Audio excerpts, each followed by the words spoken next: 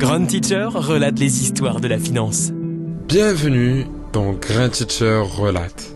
Merci d'être avec nous aujourd'hui pour une plongée au cœur de l'un des moments les plus dramatiques de l'histoire financière des États-Unis.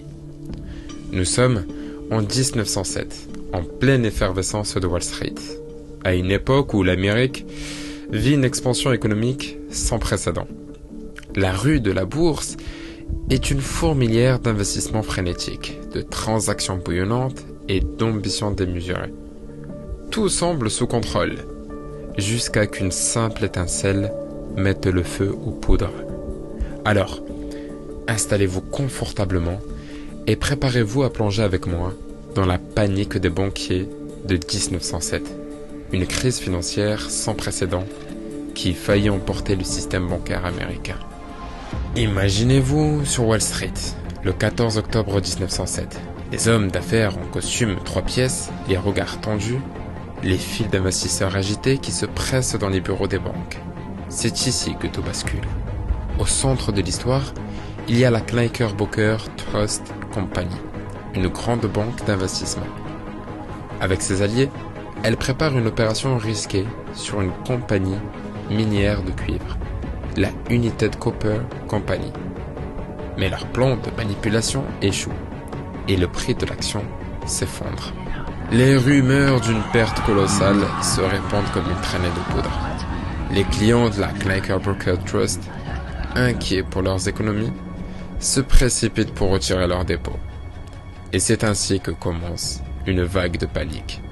Une véritable tempête qui frappe de plein fouet le cœur financier de New York.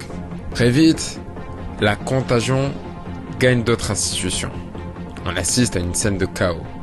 Des files interminables de clients, tous désespérés, se rassemblent devant les banques, le visage marqué par l'angoisse. La peur s'installe. Chacun craint de voir son argent disparaître. Les banques, quant à elles, submergées, sont incapables de fournir les fonds nécessaires pour rembourser tous leurs clients. Mais alors que les portes des banques se ferment les unes après les autres, le marché boursier s'effondre, emportant dans sa chute des fortunes entières. Les entreprises vacillent. Des milliers de travailleurs sont menacés de perdre leurs emplois. Tout cela en quelques semaines seulement. Wall Street devient le théâtre d'un drame sans précédent. Mais alors que tout semble perdu, un homme fait son entrée en scène. John Pierpont Morgan, l'un des banquiers les plus puissants d'Amérique. En novembre 1907, Morgan rassemble les plus grands noms de la finance américaine dans sa bibliothèque. Un endroit feutré, éclairé par la lumière des chandeliers. Dans cette ambiance solennelle, il pose la situation. Sans une intervention immédiate, l'économie américaine risque de sombrer. Morgan, avec sa poigne de fer, use de son influence pour convaincre ses pairs d'injecter des fonds dans les banques et les entreprises en difficulté. Il met même sa propre fortune en jeu. Un véritable pari pour stabiliser le système bancaire et éviter un effondrement total.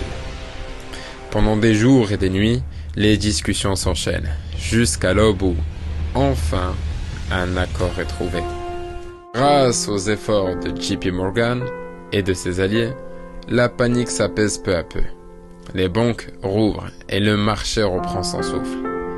Mais l'Amérique a découvert, dans cette tempête, sa vulnérabilité face aux crises bancaires. Cette crise est un choc pour les États-Unis et ses conséquences sont profondes. C'est cet événement qui conduira, quelques années plus tard, à la création de la Réserve fédérale, une banque centrale pour réguler et stabiliser le système bancaire.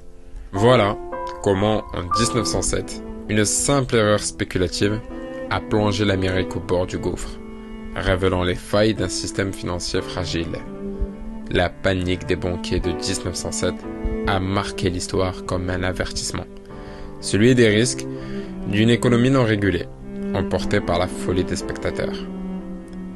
Et merci de nous avoir rejoints pour cet épisode de Grand Teacher relate. Si cette histoire vous a captivé, n'hésitez pas à nous suivre et à découvrir d'autres récits qui ont façonné le monde de la finance.